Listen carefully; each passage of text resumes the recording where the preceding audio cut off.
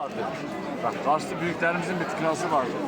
Zamanın birinde İstanbul'da yaşlı bir kadın 30 sene hiç Kars'a gelmemiş. Oğluna, alt kattaki oğluna diyor ki oğul diyor. Hele aç bak televizyonda hava durumuna bak, Kars'ın durumu nasıl? Oğlu bakıyor geliyor anasına diyor ki ana diyor Kars'a kar yağıyor. Diyor yağar balam yağar, sahipsiz memleket. Kar da yağar, yağmur da yağar.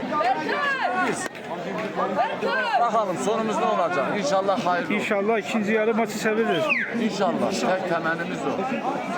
Evet saygıdeğer seyirciler, Kars Harbiler lideri, tribün lideri Mahir Acay'ın görüşlerini aldık. Kendisine çok teşekkür ediyoruz. Teşekkür ederim.